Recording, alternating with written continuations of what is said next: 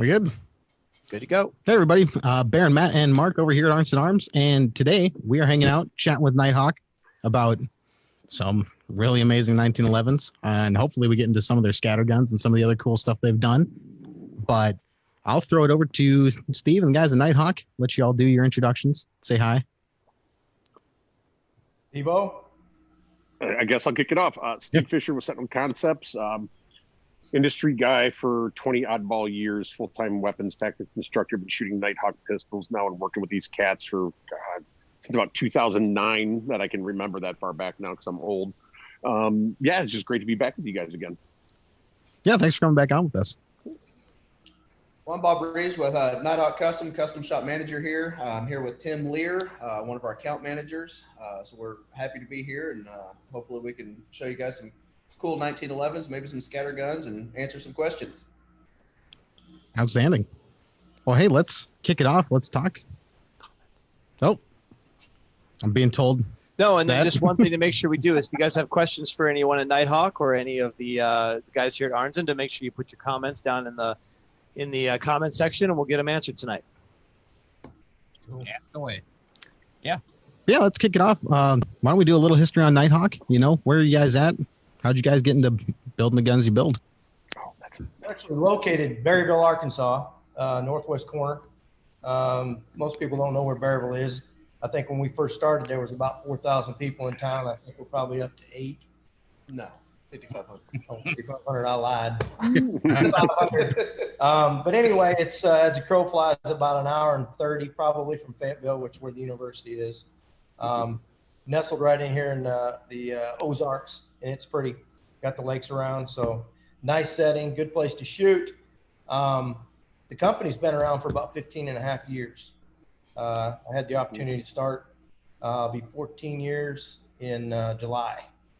And how long have you been here, Bob? Been here for 10 years this year. 10 years. Yep. So we've got a little tenure here. We've seen some major expansion. When I started, I think there was 13 people that were working here when I started. We've got 67, I think, now. So we've grown exponentially. We've gone from being in just a few rooms to this whole entire building, plus a new building for the pistol smiths, machine shops, and the whole 9 yards. So we've come a long ways on that. I think when I actually first started, we had 7 models that we actually built, and we've got way more than that now. I mean, yeah. Anybody has an opportunity to get on our website and kind of carouse around and check it out. It's amazing where we're at now. So, Yeah, no, I mean, we've got 6 different guns here on the counter, and I mean, it's a small portion now, I think, of what you guys put out. So, yeah. I tell you what's really cool too is our custom shop. Not only the pistol shop that we've got, but we've actually ripped into the custom part of that service industry pretty heavily. Bob takes care of that as well. He's actually one of our master pistol smiths. He's a guild member. Matter of fact, everybody in your team back there is a guild member. Yep, everybody that works in the custom shop is a member of the American Pistol Smith Guild. Yeah, so that's outstanding. Yeah, it's outstanding. In the products, obviously, that they turn out are phenomenal. They get to not only do they do upgrades and tweak on some of the Nighthawks. Once somebody gets one and you have it for a while, especially like Steve, of course, he doesn't send his guns in, but if one needs a refinish job or gets the sights knocked off of it or whatever, these guys can take care of that stuff, dial that thing back in and get it back to 100%. For people unlike Steve that don't like scratches on their guns and they want to send it in every couple of years and have it refinished, make it look new again, we can do that. Why? Why would you? Why? That's just wrong. Some people have a pride of ownership, Fisher. Hey, man. Yeah, Like so do I. I nice. use mine. I use my guns. They're supposed to look worn. I don't trust a person with a non-worn finish on their gun. It's just wrong. Yeah. Terrible. I was upset. So I'll tell you guys first. So my first Nighthawk during the Magpul years when I first started there in the history of me and the company, I got a Falcon 45, right? I'm like 45 Recon rail, great gun, man gun, run the gun for a while, a couple years on it. And I'm like, Gun. It's time for the gun to go in. Just let them go through it, get a complete overhaul. Check it out, all the springs, everything else. Get it into them, get it done. I get the gun back, and I'm like, wait, what? Stop. Who refinished my pistol? And they went, what? I went, no. Who refinished my gun? Because I'm coming down to Berryville and I'm going to hit them. I'm not like the other guy that I worked with. I don't get my guns refinished, man. And literally, it's like pristine, right? I'm like, they're like, this gun used to be silver on the snout of it, and it got completely rebooted. And they're like, oh, well, we figured. I was like, no, don't ever. That person is no longer at Nighthawk anymore. He was fired after that. So yeah, don't ever do that. But no, it's I don't know how accurate that information is, but it's real accurate. I'll give really you names later. I'll give you names later. So, but over the years, I mean, I've got quite a collection of Nighthawks that all get used in courses and stuff like that. And it's Bob and Tim, telling you the truth, man, they do some great work on the guns. Again, getting them back in, if guys get them refinished, gone through upgrades, they've got it. It's kind of a one-stop shop. And I came from shooting another well-known 1911 company back in the day that happens to be in the same neighborhood as theirs, because that's kind of what I knew until I had actually gotten that gun in my hand. And after that, I was like, yeah, these are the guys. So they're a great crew to work with. They're awesome dudes just to hang out with. Great people. They really are. And just except for two of them. Philosophy of how our pistols are built, because that's something that a lot of people ask. Because we're Nighthawk Custom. We are a custom shop. It's not an assembly line process or anything like that. So just kind of walk you through the build process, the philosophy that goes in behind our pistols. You see, if you go to the Nighthawk, any of the Nighthawk stuff that you see, especially on our website, you see the term one gun, one gunsmith.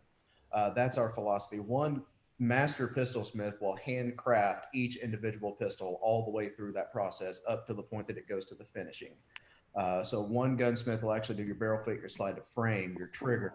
You get a complete custom handgun that way. You don't have an assembly line style process where one guy does an amazing trigger, but then the barrel fit might not be good because it's a Friday and he's ready to go home.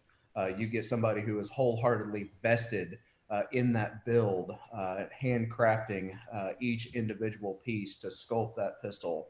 All of our parts are fully machined.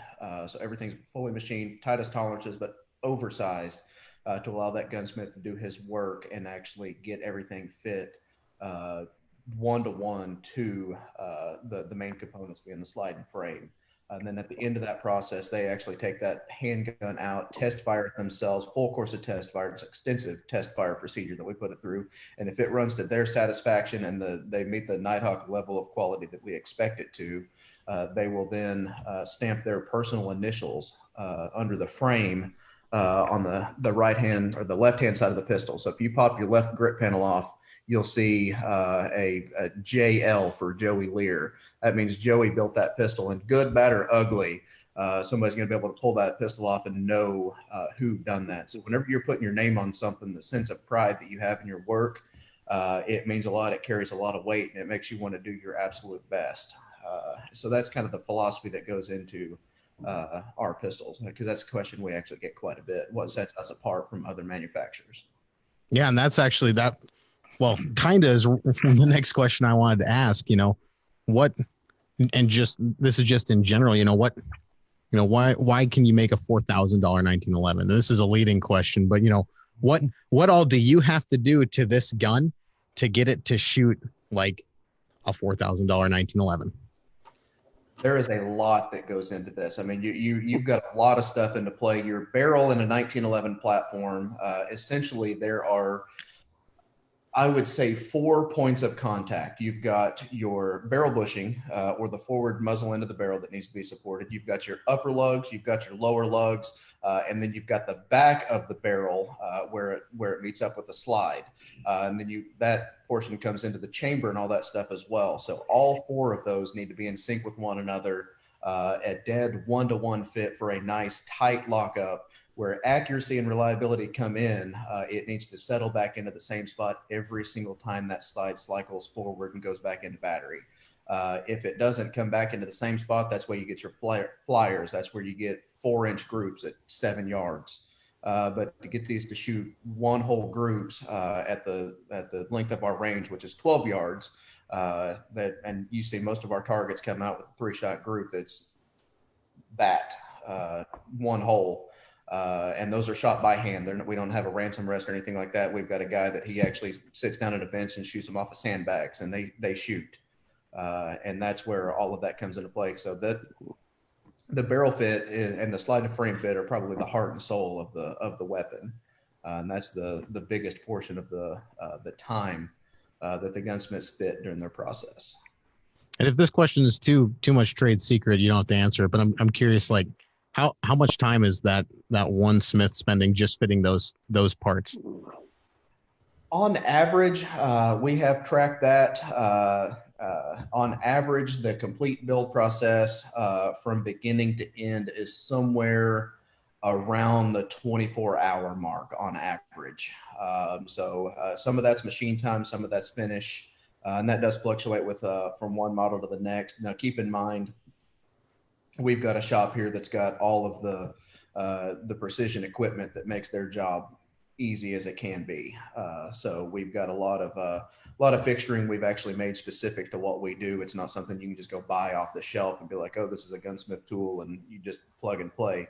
We've got a lot of proprietary equipment and tooling here in-house to make their job not only more consistent, but easier on them for repeatable results and to try to streamline that process. But that's roughly about 22 to 24 hours on average. Some of the models are a little bit more involved than that, and some of them, but that's a good average. Mm-hmm. Wow. Cool. We got a couple questions rolling in. Let me queue these up. Actually, this one specifically fits right in here, I think. So David said he's a proud owner of an NHC Enforcer, carries it for years in law enforcement. Can the slide be refit for your new rear sight / RMR mount? The answer is yes. We are offering the interchangeable optic system as a retrofit on an existing handgun now. We do have to take several key measurements to ensure that there's enough material in there. But the short answer is yes, we've had a high rate of success. I would say 98 to 99% of the slides that we've measured out, it's no problem. There's plenty of material. We can remachine that, fit and blend a cover plate, refinish it, and get it set up where it's the interchangeable optic system. So yes. That's perfect. This is a great one. This is really just a statement, but Mark is saying, y'all just finished my high power. So beautiful. I'm having a hard time taking it out shooting. The work you did is crazy, amazing. I mean, we hear this a lot here at the shop too. Couple of questions about guns coming. Need more double stack agents, more double stacks. So that's Billy. And then Matthew is wondering what the wait time is on the TRS 5-inch comp. That'd be you. Well, these guys, I think, have got a couple in the pipeline. So those two guns are the guns that would be coming through, obviously, a shorter period of time. If you put one on today, you're probably looking at 5 or 6 months down the road before you'd actually see that gun. So we've actually got one right here. Clear. But this is actually one of the TRS comp. And I don't know if you guys can see that.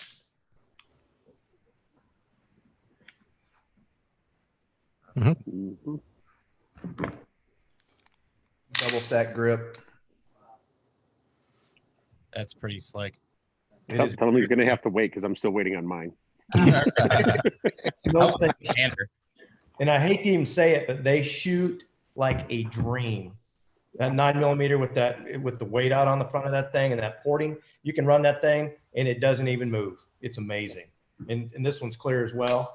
And this is the commander. Bob, want to show that? Can you get me a pin on the top for this one? Okay. Yeah, since they're out, why don't you tell us a little bit about these guns, because they just launched here a couple of weeks ago, right? Yes, the TRS back. What's it been? 3 years ago, 2 years ago, we actually introduced the double stack offering as an upgrade. We at that point in time, we wanted to offer it as just an upgrade. It wasn't a standalone pistol or model. We offered it as an upgrade on any existing full size or Commander 9mm model. Let's say a Falcon. If you wanted that in a double stack, you'd get the Falcon upgraded to the double stack.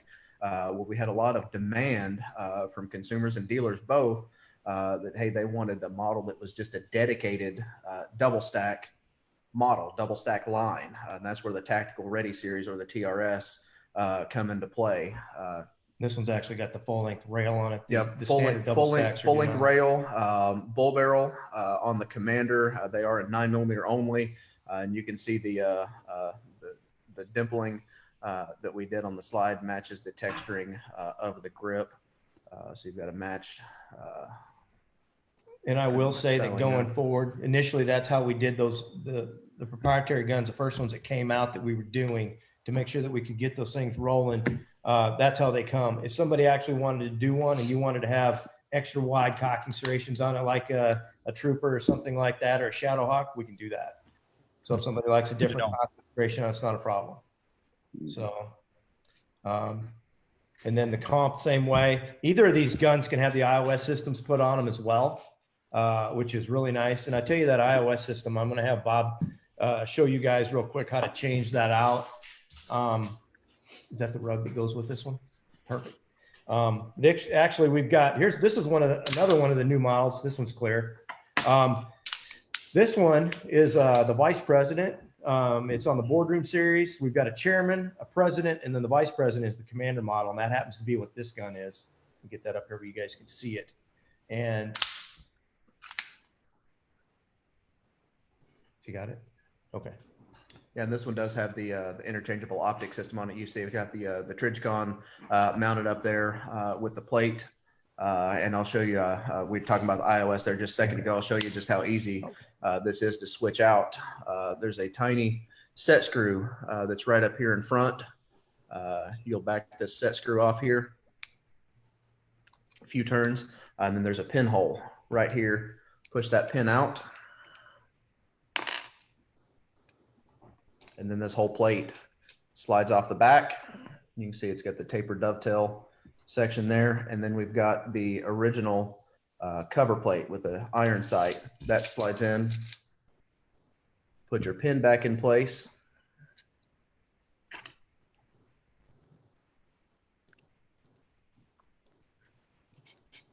And I will say too, these guns come with the iron on it. And there's a couple different optic plates that go with that gun, depending upon what somebody wants on it. Most people go with Trijicon. The Hollisons fit on that mount as well. Another outstanding sight for those guns. And or you can get a Vortex Viper plate for it, or a shield plate for it as well. So depending upon what somebody wants, there are other options out there for them to put that on. And Steve, I think you run some of those, don't you? Yeah, so it's kind of funny you mentioned it because my Predator 10mm was the test gun for the retrofit for iOS. It was. And then I got that set up back, ran it, slapped a dot on it, played with it. Literally, it got to me. I put the optic on it, did a 25-yard zero. The next day I was in the woods. I killed a whitetail with it at 41 yards. It's been solid. It's an easy system. I have it on a Firehawk right now and on my my Predator 10mm. That's actually the only two that I have currently right now. But I know when my other gun shows up, it's going to have that on my TRS. So it's a great system. It was absolutely well thought out. It's simple. It's easy. It's quick, and it's been reliable, and the repeatability on it's been really good. Oh, you know what? My little counselor has it on there too. Forgot about that. My little guy has that too. I totally forgot about that. Yeah. My little carry gun has it. So cool. The thing that's nice about too is you can switch back and forth and they go right back to zero. You don't have to re-zero your gun with those sights. So basically, to be honest with you, when you buy one of those with the upgrades that you get on that, it's almost like, and I hate to even say it, it's almost like getting two guns in one. There's no way you don't have a dedicated RMR gun. You can actually switch back your irons if you want to. So yeah. And you mentioned the counselor, which is also a good segue. We've got one here. This thing's pretty slick. That gun impressed me. Yeah. So Barron's actually shot one of these. I have not had the opportunity yet, but I'll let him talk about that in just a second. This thing looks amazing. So it's a counselor. It's a standard configuration counselor with the exception of the Cerakote. It's the smoke one. And I believe, who does that one? Custom Cerakote does the smoke, the NH smoke. which the NH Smoke, that custom mix was originally on the Agent line. Mhm. Here's the Agent 2 Commander, but that's where that finish originally come from, was on the agency line of pistols.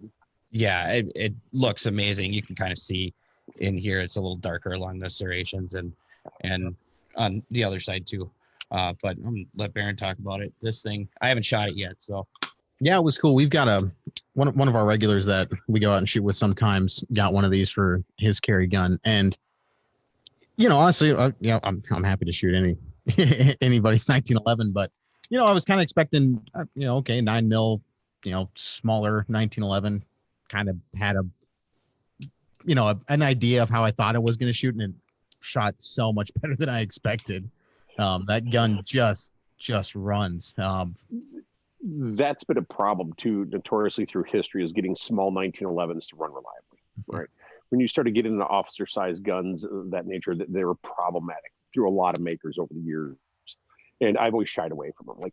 Like when I was in the shop quite a ways back, when this gun was shown to me in its infancy, I was like,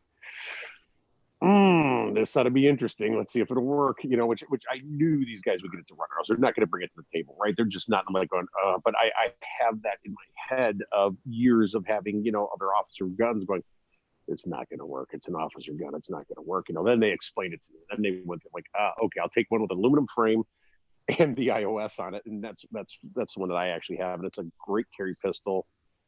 I had shot it quite a bit with some all strictly just pure carry ammo, no ball. A lot of 124 plus P and a lot of 147 loads. Sent it back during the testing for them to look at and see if it was getting beat up on the aluminum at all. Gun was fitted great, did very well. When I bagged that gun at 25 yards, because I'm a 25 yard zero guy, Baron will attest, from class, I shot 10 rounds of HSTs off the sandbags out of that gun, and I shot like an 1.25 inch at 25 with it, give or take a little bit extra in there. And the gun just did amazingly well. So that's impressive. Very happy with it. Very happy with it. Yeah, that I think is one of the coolest offerings you guys have brought out recently. Yeah, except it needs a light rail and a square trigger guard. And nobody listens to me. What do I know?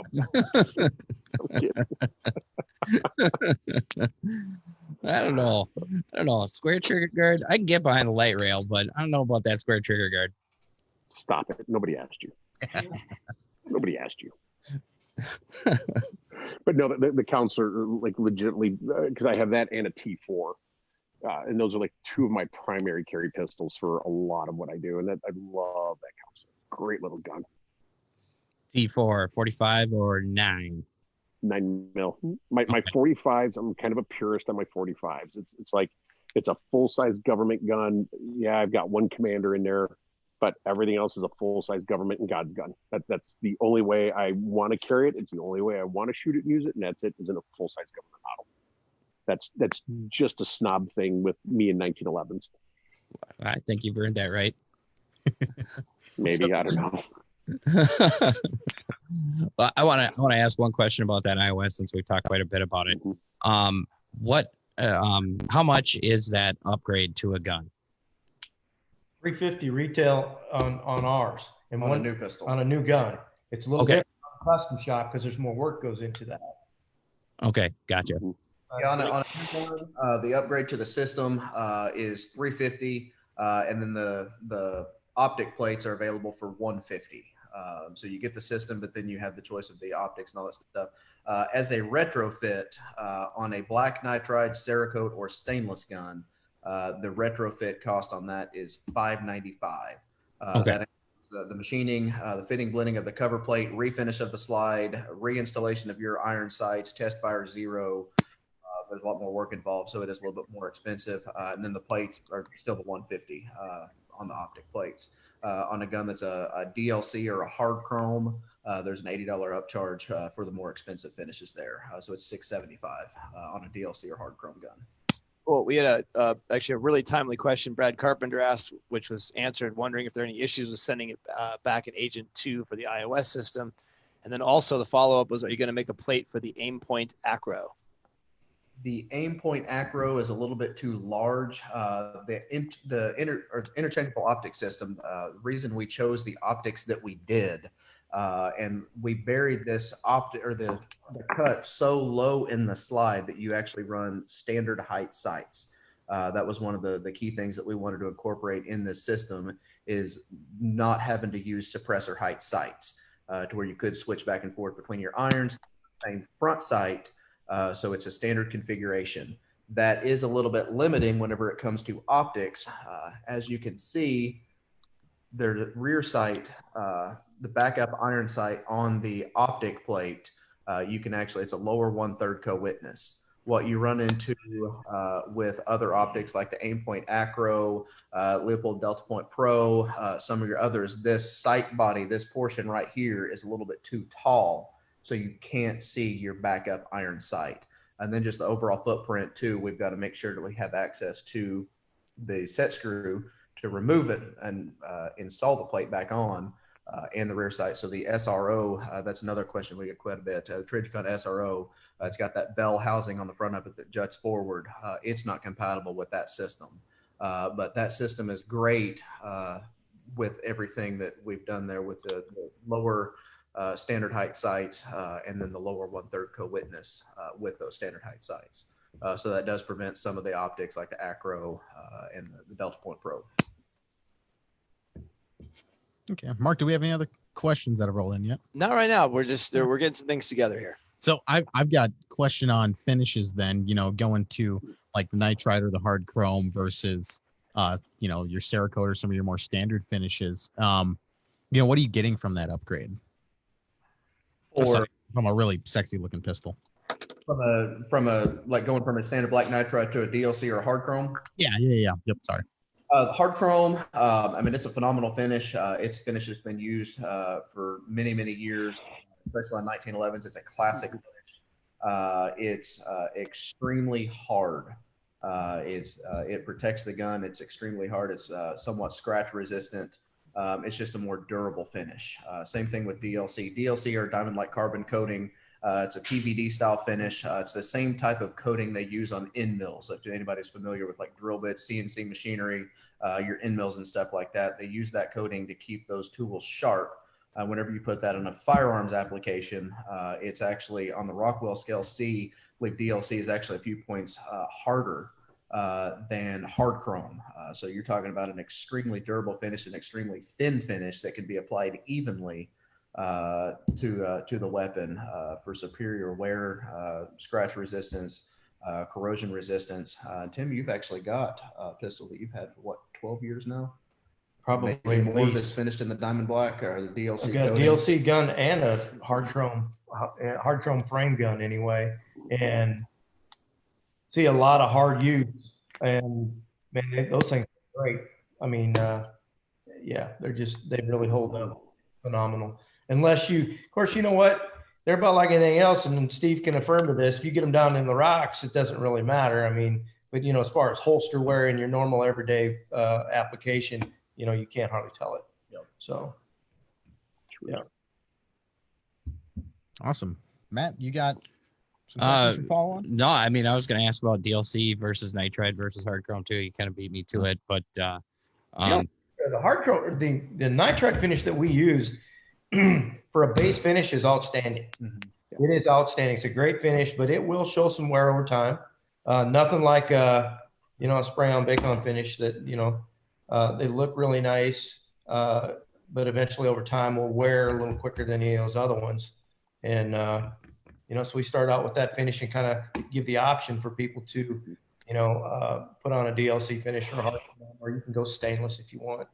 And I will say, Steve said he's got a pistol that's got polished flats on it. Mm-hmm. And stainless is a beautiful looking gun. As a matter of fact, if you take stainless and the boys back there put a matte finish on it, put a glass bead blast on that thing, and you set a hard chrome gun in a stainless one together and show them on camera, you can't tell the difference unless it's got polished flats like that. The polished flat guns you can tell. But the polished flats, that looks like hard chrome, and that's probably stainless. No, this is the hard chrome gun. The hard chrome one? That's a hard chrome. Mine's a stainless. This is a classic carry stainless. Yeah. But the but you get them, you can't hardly tell the difference. But until you get them in your hand, you can feel the difference. And if you get in front of you, you can tell the difference. We put this side by side with mine, and it looks very close because I have a glass bead stainless one. You almost can't tell the difference until you put it in your hand. And a stainless, if you're doing a new gun, stainless is a $200 upgrade for the entire pistol. If you're going to do hard chrome, it's a $425 upgrade for the finish. So depending upon what you want to do, it's nice to have options. Sure. So yeah. And that one thing that I always recommend too on those polished flats guns, like what Steve's got there, and he can attest to it because he's got one. You can. It doesn't take much to scratch the flats on those, and but it's not too hard to fix. If you've got the right, what do you guys use over there for polishing the flats on those stainless guns? 400 grit. 400, and you know how to do it. It doesn't take long to fix that gun if you got the right person doing it. You can get them back up to speed pretty quick, unless you're Steve. You don't want to. Finish. Sure. Finish. There you go. So, a couple other guns I wanted to show real quick on pistols that are coming out. You guys had mentioned Bob's got the MP2 Commander there that just broke at SHOT Show, and that gun that's a phenomenal piece of work right there. Nice. They've got a lot. Completely different, just like the regular, the full-size agent that we've got. There's so many different cuts on that thing. Those things there's nothing out there like it. And when you get one in your hand, you don't have to worry about it coming out. So, yeah, that's a nice gun. The next gun is a phenomenal piece of work that we're doing on some Colts. Bob, I'll let you explain all the different details that we do to that thing to make that a Nighthawk. This Colt Series 70 offering that we're doing now, while it's not a Nighthawk frame, it has been worked over heavily by our gunsmiths here. We're actually starting with a new production Colt Series 70, and we're basically buying them from Colt, stripping them down and completely going through them and giving them everything that it needs. Our philosophy going into this one was kind of a sleeper build or kind of a retro grade, something that still looked like a traditional 1911, but had some modern features to it, and then just improve the function, reliability, and the accuracy out of them. So we did some of the stuff that was cosmetic that we did. We did the classy VIP style vertical serrations on the front strap and back strap, provide a little bit of attraction, a little bit of grip there, and then a French border, which I don't know if you can see that on camera there. That's kind of hard to see. And then we did a gold bead front sight, and then a retro style GI serrated rear. Added in a carry style grip safety with the retro spur hammer, full match trigger job, full reliability enhancement and action tune, and then a match barrel bushing. We did also flush and reverse crown the barrels on these. And then it's got a full prep and dehorn. One of the things that you see a lot from your production pistols, whether it be Colt or Springfield, on the mil spec models anyway, they're sharp. They've got a lot of sharp edges. We've actually went in and completely dehorned these. So that everything is soft. You can run your hand all over it. There's no sharp edges. Basically a dehorn and a prep package for carry. So it's going to be easy to carry. And then it's topped off with the smoked nitride finish, kind of an antique style, grayish in color nitride finish. Those guns are beautiful. Yeah, shut up and take my money. Excited about that. This has actually been a very popular offering for us. It started out actually in the custom shop. We had a customer that sent in his gun, and that was kind of the inspiration for this model. We did a kind of a retro build for him, and his was quite a bit different than this, but it kind of laid the groundwork anyway for what ended up. That is stunning. Yeah, they're nice. Yes, we have one. We have one coming. Okay, good. We have one coming. I'm not sure when, but it is on its way. Yeah, pretty excited about that one. Can't wait to see it. You know, that's something that Nighthawk does that I think is cool in your lineup. You've got you appeal to such a broad market because you have like the Series 70 there, which is a very clean gun, very sharp looking, classic looking 1911, up through the Agents, which you guys partner with Agency Arms to do the millwork on those. Is that right? Yes. Yeah. So, you know, you've got like both ends of that gun's lineage, you know, from start to current, which is something pretty outstanding in my opinion. On that, we're half hour into this. I got maybe a little bit of a question to stir the pot and trying to get Steve going. So, you know, a gun, oh boy, is from 1911. Like, yeah, why are they still around? Why? Because they're the best gun ever made. Here we They're go. the best gun ever made. Nothing is as flat. Nothing is as shootable. Nothing has the inherent accuracy as a 1911 does. Zero. Nothing. You know, there's this falsehood out there of reliability of the gun. I'll throw the bullshit flag. Can I say that on my? Oops. Because it's ridiculous. I've got guns that I have round counts that are astronomical through that have surpassed even some of my polymer guns. And that issue really comes from a lot of preconceived notions from backyard 1911 builders that were building guns that were either inaccurate, they didn't know what they were doing with their fits, their finishes, you know, runaway triggers. I mean, all kinds of silliness, right? And granted, as the ammunition caught up, right, as ammunition technology was catching up hollow point design, that meant the guns had to change, right? So you had to change feed ramp angles. You had to have different feed ramps. You had to have different springs. You had all these little things to make the gun do what the gun is supposed to do. And a lot of this problem also came from guys that have only known one gun their entire life, right? The guys that are always bad-mouthing them and slamming 1911s are always talking about, well, you know, a Glock. This is well, you're 25 years old, hero. You've only known one gun in your entire life, right? And there's nothing wrong with that. I've got a vault full of Glocks or great guns and M&Ps and all these other weird things. But you ask me the gun that I will carry 90% of my 95% of the time, it's going to be a 1911. It's a great gun. Nothing truly is as concealable. Nothing has the inherent accuracy or shootability. Everybody tries to turn their polymer gun into a 1911. We see it with every custom shop that's out there building and modifying 1911s. Oh, it's got a trigger like a 1911, then you should have bought a 1911. Oh, well, it shoots. No, it doesn't. It doesn't. I don't have one plastic gun in my vault that shoots anywhere near any of my metal 1911s. And I don't care if it's just an overview, if it's my Nighthawk, my Springfields, my Les Bears, my Vickers, whoever. They won't ever come close to shooting as good or as easily as a 1911. It's impossible. And the guns are reliable. If they weren't as reliable, you wouldn't see federal contracts, law enforcement agency contracts, especially now for double stack guns from another well-known maker. You wouldn't see it.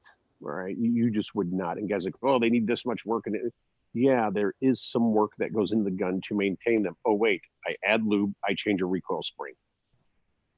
Oh, wait, that sounds just like I do to a polymer gun. Stop talking. It's ridiculous. It's ridiculous. You know, change the recoil spring out, whatever your cycle is based on your shooting into loads, add some lube, shoot the gun. Almost like an old keeping up with maintenance on a vehicle. Yeah. That's it. Yeah, and you know, on that note, how often should you be changing recoil springs? Don't ask me because I don't change them to my 45 feels like a 44. And when my 9mm feels like a 10mm, then I know it's time to change. I'm like, oh, that gun's time to change the recoil spring. I'm lousy at it. Noted. Spring change intervals on a full size 45 is every 2,000 rounds. There and again, that just depends on the ammo that you're shooting. So it can vary a little bit. That is, they're like $7 for a recoil spring. Whenever you're looking at the cost of a $3,500 gun, $7 really isn't that much. Every 2,000 rounds, you probably go a little bit more than that, honestly. But it's pretty cheap insurance to make sure that, especially if it's going to be something you're going to be using as a daily carry and you're going to depend your life on, how much is it worth? I mean, $7 every 2,000 rounds, that's not bad. Great. We do have one question that it might actually stir the pot just a little bit on accident, but is the Colt available in a 9mm? Oh, It is not. However, if now that's the package that we're offering as a new gun. That's a complete package. That's 45 only in its configuration, as is, no changes. But if you source your own Colt 9mm, if you wanted it in a Commander, if you wanted it in 38 Super, you can contact me, and we can actually, you can send your supplied gun into us. We can do that same work, or we can tweak it and we can make it what you want in the custom shop. right. I've actually got probably 5 or 6 that come in the last couple of weeks. It's been 38 Supers. People wanted that same. I mean, it looks exactly like this one, but in 38 Super. So That's a model. definitely. That's a model 1911C is what we. Yeah, that's the 1911 Classic from Colt, their current offering. But if somebody's got a new production one or an old one, we can still do that work, or we can pretty much option it out however you want. Perfect. 38 Super is just amazing. 38 Super is an amazing round. Love Tell me more. That rolls nicely into another one topic I wanted to bring up. You know, calibers in 1911s that aren't 45 or 9, like 38 Super or 10 mil or 40. No, stop it. Stop. So listen, I've been trying to get them to make me a Commander size 357 SIG double stack for like 10 years. It's not going to happen. I'm a huge 10 mil guy. All right. I am a 10 mil diehard. It's been one of my most favorite calibers probably since its inception. I hunt with it. It's a woods gun for me. It's a walkabout gun. It's a carry gun for me a lot of times. I enjoy a 10 mil. And a properly sprung built 1911, it's not an uncontrollable gun at all. But when you're taking a semi-auto cartridge and you're putting it in an all-steel gun, like it should be, and you're shooting true 10mm numbers out of it, and even some of the stuff that's a little bit more hopped up, you're basically getting 41 mag revolver ballistics out of a gun. You know, and there's nothing in North America you could not kill with that gun, and probably most of the other rest of the world in some hunting trips. It's just, ultimately, if I could only pick one gun and one caliber, it'd be a 10. It truly would. I love the 45s, I love the 9s, but man, 10 mil would be my only choice. Do you guys see a lot of 38 Supers relative to the number of pistols you build? Do you see a lot of 38 Supers coming in or getting ordered? In custom, but We do a lot of stuff in the custom shop. As far as new builds, we might get 1 or 2 a month. It's pretty few. Yeah. But it's kind of one of those that 38 Super cartridge seems to kind of come It's in a and out of niche. fashion pretty quick, Yeah. pretty easily. Yeah. It's a great caliber too. Unfortunately, it's an accurate round. It's a flat round. Yeah. That thing delivers some energy too. It really does. I mean, it's been around a long time, and it is just a great cartridge. It was very popular in the competitive circuit for a long time. I mean, it's just a great round overall. And I think a lot of guys kind of let it go to the wayside because there's not a lot of factory ammo choices for it, either ball or defensively. I need one ball type of round for it to practice with. There's still some good defensive ammo available for it. But, when you're pushing that bullet, 1,300 feet per second, I mean, it gets there. I mean, it goes. I mean, it's a great round. Outstanding. Yeah. I don't know much about it, so I'm listening. Mexican Warlord pistol. There's a limited shooter in your town shooting 38 Super. That's all you need to know. Yeah. Okay. Fair enough.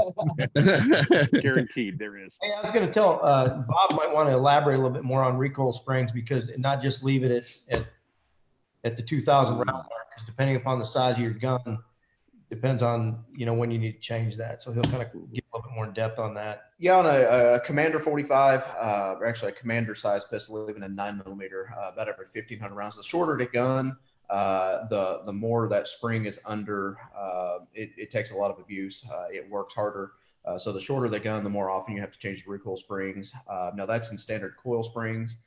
You get into our smaller guns like the 3.8, and then the Counselor that's 3.5 inch. They run the flat wire springs.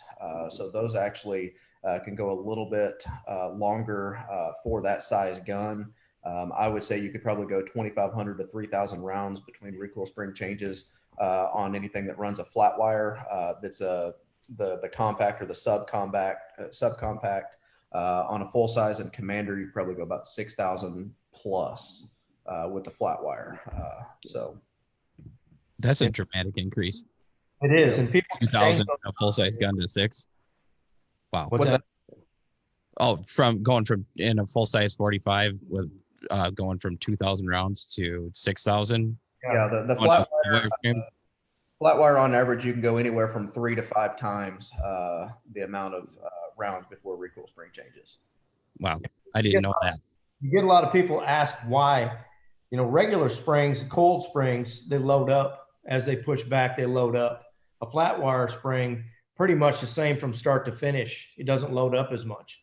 It's, the way you feel when you rack the slide back, or the actual pressure on it is almost not completely the same, but close. Mm-hmm. And so, that's part of the reason you get a regular spring that loads up, and you can wear them out. I've seen guys, and I don't know about Bob, and he probably has, because we see guns that get abused, mistreated, I should say. People don't know. People buy a gun. Think about all the people that have bought guns here recently that have never owned a gun before and don't know how to take care of them. Not that they'll probably ever shoot that gun that much, but if they ever run a 1911, they don't know to change a recoil spring in it. What if they get out there and get to practice, and as long as the thing continues to run, and yeah, it's going to buck after a while, but I've seen guns, people tell me, ask them, how many rounds you got through your gun? I've got about 20,000 rounds of this thing. Well, how can you change your recoil spring? Well, I've never changed it. Well, you got to be kidding me. And then you take it apart, and then it's obvious. The hammer between the frame and the slide is just, it's pretty brutal. And so anyway, it's just proper maintenance to take care of. And Bob can either do that on the custom side, or we can actually do it on the front side. If somebody decides that they, if they've got a GRP or it doesn't matter what it is, and they want to put a flat wire recoil spring system, we can do it on the front side. So just an option. Good to know. Awesome. Mark, do we have any more questions coming? The main thing is just wondering if there's going to be a solution coming for the SRO. That's a consistent theme. I have something. Yes. I had a customer tell me this, because he had one and he had to have it. Yeah. On him.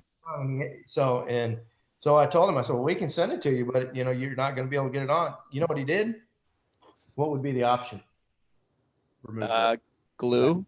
Cut the back side off of it. He told me, he said, I don't need a co-witness side. All I need is the SRO.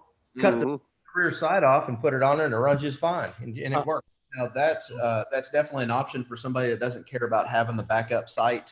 You can either machine that off or file it off. However, the only problem that you run into is you don't have access to the screw to get that on and off. So you've got to take your optic off every time, right? If you wanted to switch back and forth. But for a dedicated, if you were just going to have a dedicated optic and you wanted the interchangeable optic system, that's definitely possible. We do still utilize the Trigicon RMR fixed mount.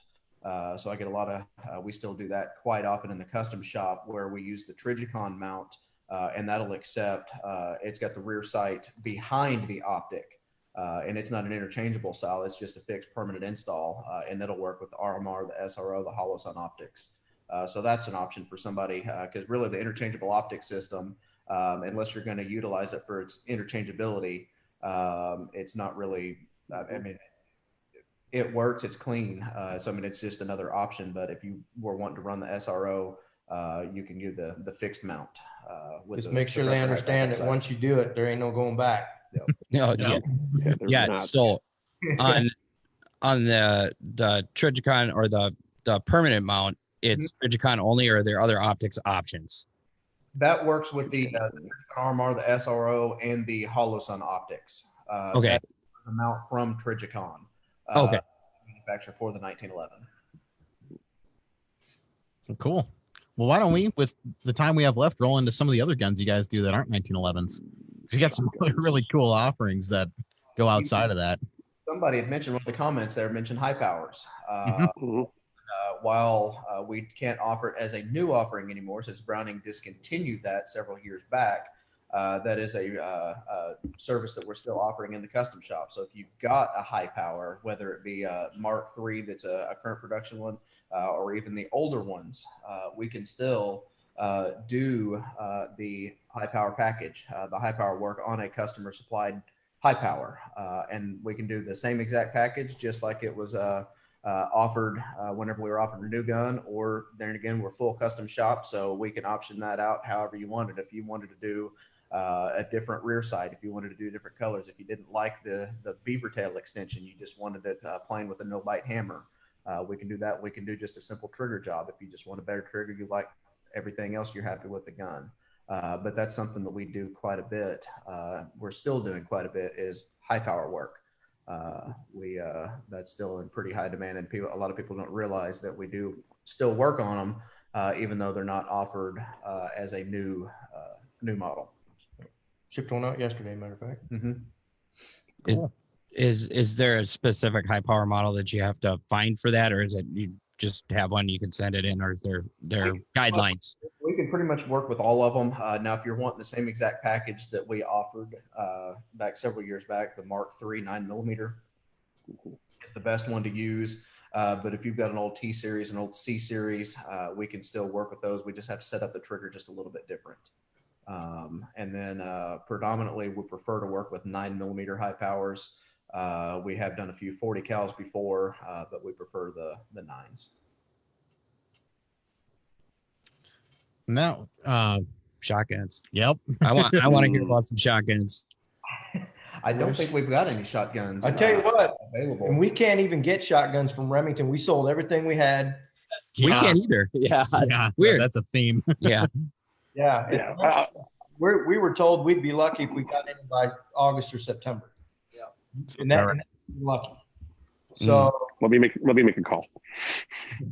Let me make a call. Okay. Well, we got a tomahawk. But yeah, that's something our Overseer shotgun line. The Remington 870 is a base. We get those from Remington. This is actually the Tomahawk. So it's a pistol grip. Truck gun, baby. Yeah. Mhm. Bank comp system on it.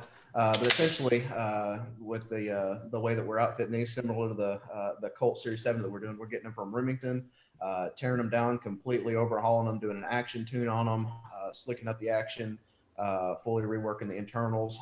All of our barrels do go to Van Comp to have the force and cone lengthened backboard, and then some of them have the porting. The porting is an upgrade on that. Fully machine components as far as magazine extensions. We've got a 1, 2, and a 3-shot extension. Side saddles, jumbo safety here, full Cerakote refinish, and most of them, most of our Overseer line, but they'll have ghost ring rear sight with a pick rail and a fiber optic front sight, and then we can also do a tritium front sight as well. Yep. I've got about Forcing 10. cone lengthened. How many you got? Yeah, I've got about. Oh God, I got a few. I got a few of them there. The my longest running one is like my mainstay class teaching gun, and it's looks horrible. I mean, this gun has been beat to death. It's gone on hunts with me. It's done all kinds of work for it, but and I'm a shotgun guy. Like, so I have shotguns way more than I have pistols, or close, but a lot of other guns, but near and dearest to my heart. And the beauty of that gun is, I mean, the combination between everything they're doing, the Vang system, because I'm a huge proponent of the Vang comp system. You know, Hans and those guys have been buddies of mine for years. It's a perfect blend, but the gun has seen a ton of abuse. It's been beaten up. It just keeps running. It's an 870, right? I mean, yeah, you can break an 870, seen it, done it. But I think the combination of parts and the work they're doing with it, and the combination between Vang, it's just a perfect recipe. The gun has been flawless for me, and I'll probably shoot on that gun, even though like shotgun courses they kind of go in this weird uptick, downtick scale. Right now they're back on an up again.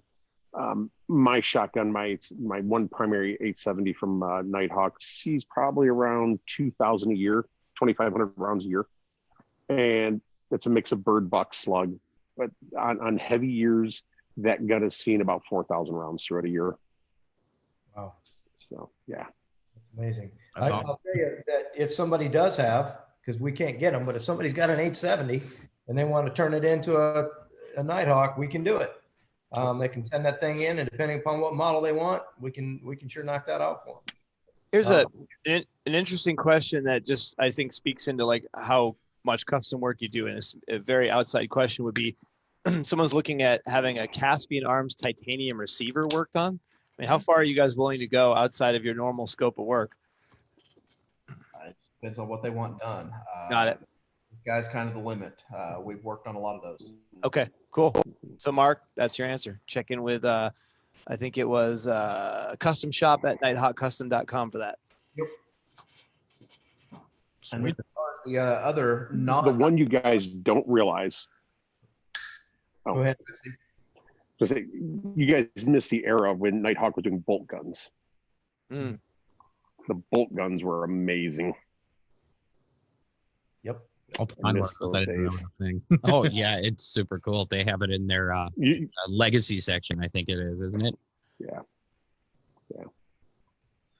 One of the other non-1911 offerings that we've got is actually our Korth line of revolvers. That's something that is a nice offering. These are fully machined, made in Germany from Korth, and they're this is the Mongoose. They're chambered 357. And then one of the really cool features about this, not only is the action just super smooth, the trigger is amazing, but on the 357 models, you can get an interchangeable 9mm cylinder. So this one's the 357 cylinder. Hit the cylinder release button here, that entire assembly comes off, and then you've got a 9mm cylinder assembly that you can pop in there, and then you can run 9mm. And then that actually does not require moon clips. That's the other cool thing about it. And those are tuned to the gun. We either do it here, it's done at Colt. So Yeah. Okay, cool. There's a 44 now, if I'm not mistaken, too, isn't there? What you got right there, Timmy? we've actually, man, these things are phenomenal. I mean, that is a beast. And how many did we sell on I think we maybe got 20 on the first wad that we had. And they're basically some of the options on them are just a little bit different as far as the way the gun's set up. It's got a lot of different cuts on them. You can actually, you don't have to, because the weight helps to keep not only muzzle rise down and everything and control that, but if you take this off, you can actually put a light on it. It's got a Picatinny rail on the bottom. You can put sights on the top of this thing if you want to. That's, depending upon what you want to do. I'd probably do that on that specific gun. That would be a nice addition with the accuracy that you get off these things, and the triggers on them are just phenomenal. And until you actually get an opportunity to fire one, you can actually stage that trigger every time, and man, they're amazing. The 44, we're supposed to be getting some in on the next shipment whenever we can get through this coronavirus business. They can get stuff open back up. One of the other guns that we've got, this is a super sport model, the ULX. This one's got a lightweight frame on it, and the thing that's really nice about this one is it has an adjustable width front sight up here. So not only can you adjust the rear sight, you can adjust the front sight, but you can adjust the width of the sight as well. Got 3 different adjustments on that thing. And you talk about dial that thing into a tack driver. And there's actually an ALX model too that's blue. It's got the laminated grips on it. This is actually blue on the ALX, and this is the ULX model. It does not have windows on the side. It's a little bit heavier than this one. Boy, man, those are a nice gun for hunting, especially, or target shooting. They're nice. So we've got other models too. We've actually got the 3. We don't have them all out, but we carry the Korth in the 3-inch, the 4-inch, the 5 1/4, and the 6, and the Mongoose series. And the 5-inch gun and the 4-inch gun have ventilated ribs on them. Very similar, not quite as pronounced, but close to as a Colt Diamondback. Kind of resembles that a little bit. Gives that gun a lot of pop. They're very nice looking. The Korth Ranger. And the Ranger, yeah. The Korth Ranger's actually got a rail on it. You can get comps for either any of, not the 44 Magnum, but you can get comps. This one's got one on it. This is actually the Ranger with a comp on it. And you can take this on and off. You don't have to leave it on. And the ULX, the ALX, and the STX 6-inch super sports, all are, you can put a comp on those as well. But that gun right there is in 357 with the 9mm cylinder that you can get on it as well. That's a nice gun. You can put an optic on this one as well, or a light if you want to. So That's cool. That thing comped must be a dream. they shoot nice. Well, hey, I think we're about to lose Instagram. Am I right? So if you guys want to plug anything real quick for the folks over there, just, where they can reach you, whatever. Anything else we missed? Go ahead. I mean, you can get us on nighthawkcustom.com. You can pull up our website. You can call us anytime. You can call me 877-268-4867. My direct extension is 224. Bob's is 243. You can dial us up anytime. If you got questions, if you need something, we can answer them. Obviously, direct, if anybody's wanting to buy a gun, Arnzen Arms is obviously a great place to go through. We appreciate you guys having us on here so we can kind of explain what we do, and having Steve on there. We appreciate that. Yeah, and if anybody wants to shoot one of the guns, to class, let me know ahead of time. Sentinelconcepts.com, and if you get a hold of me on email there, it's simply, hey, do you have XYZ from Nighthawk? I'd be interested in trying the course. I'll bring the gun, bring the mags. You bring the factory ammo. Have at it. So Sweet. You can try before you buy. Awesome. I think we just. So Instagram's gone. And if I'm not mistaken, Mark, to wrap this up, or You guys, no, honestly, if there's more to talk about, go for it. We're good to go on Facebook. This Instagram tells us it's time to shut down. That's all we got to deal with. What do you got, Baron? well, Another 1911 that I'd like to have Bob talk about a little bit, and that's our Thunder Ranch Combat Special that we were doing. yeah, Yeah, we partnered with Love Smith it. out of Thunder Ranch to basically introduce just a real bad to the bone working gun that had everything you need and nothing you don't, and Clint's the man whenever it comes to determining what that is. And he kind of optioned this out. He had the coarser front cocking serrations, rear cocking serrations, and one of the biggest differentiating features on this is the GI nub thumb safety. It's not an extended thumb safety, but it is a working thumb safety, just not as enlarged as you see in the rest of our guns. Slotted head grip screws, that was another thing he was very adamant about. He wanted on here. This actually features the smoked nitride finish. He was extremely impressed with the smoked nitride finish, and then a gold bead front sight, lanyard loop mainspring housing. This is a phenomenal shooting pistol. That 45 and 9. This model, since it is a collaboration, we are a little bit limited on some of the upgrades and options that are available on that, just simply because we wanted to stick with the theme and get Clint's approval. But this is a phenomenal gun, and it's very comparable to just a good quality gun, kind of like what you see with the Colt. It's not overly done. It's simple, but that's what speaks volumes about this particular weapon. Yeah, I love the smoke nitride on that gun. It just really tops off the finish on that. Yeah, and available 9 and 45. 9 and 45 only on that one. Yep. Okay, gotcha. Well, I don't want to keep monopolizing anybody's time. Oh, what's that? Go ahead. No, go ahead. I was going to say, we didn't bring one out, and I would like to 6-inch long slide, 10 millimeters. That's actually I don't see one. We do those in the Chairman model in the boardroom series. That's a nice gun. The Heine 6-inch long slide as well. We do those. Those are great. Kind of like Steve was talking about. I'm a big 10 man myself. I love 10s. This is actually the prototype for the Chairman. It's got a different rear sight on it. It's an Aristocrat rear sight, but they come standard with a Bomar adjustable rear sight. Like I said, this one's outfitted just a little bit differently than the standard model, but a long slide 6-inch barrel, chambered 9mm, shoots just phenomenally well. It's got the light and slide. You can see the windows, the titanium nitride barrel. and a black DLC finish comes standard on that gun, along with the rail scope grips. Then we got this is the Heine model. This one's actually got a Recon rail and it has an iOS system on it. Man, you talk about something that's the killer right there. I love that iOS system. You can get those on the Chairman as well. They just have to go with the fixed rear instead of the adjustable, but you can get that on there. So, and man, yeah, 10 millimeters are amazing. So anyway, and you can get 10s in,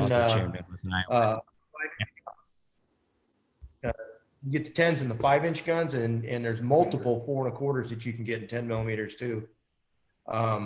Just got to be careful. Don't go any lighter than Commanders. So Double stack 10 millimeter. No, 9 mil. sorry, Steve. Nothing.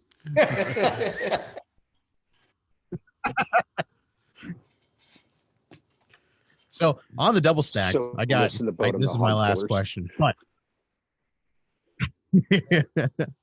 I hear a lot from customers on the double stack, well, it's kind of a fat grip, which I mean, if I think it was a 10A Performance Hilton Yam took his calipers out and compared it to like a G17 and stuff like that and a regular 1911, but from shooters, like what do you guys have to say to that? Our double stack grip, since throw it it's to a Steve. fully machined aluminum Here's the grip, deal. in the around the corners, it's actually got a smaller grip circumference than most of your double stack 1911s do. So most people who pick up our double stack are very impressed with how slim and trim it feels. It's not overly bulky. We get that actually quite a bit whenever you finally get it in somebody's hand.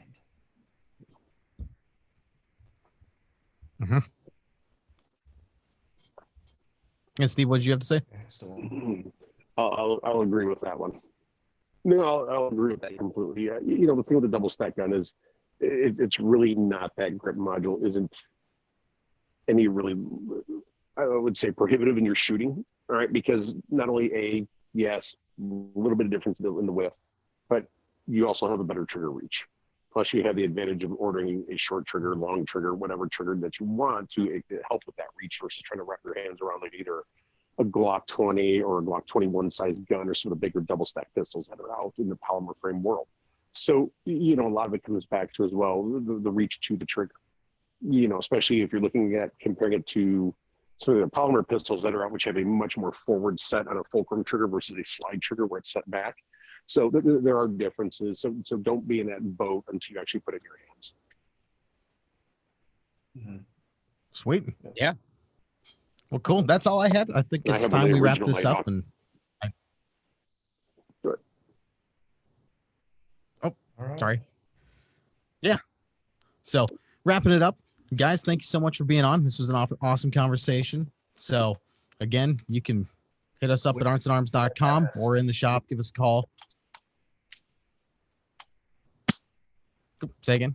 It's always fun. Y'all take We're care. getting a little lag. So Yeah. You guys we were killing. You have a good need one. anything? All right. What's See ya. All right, dudes.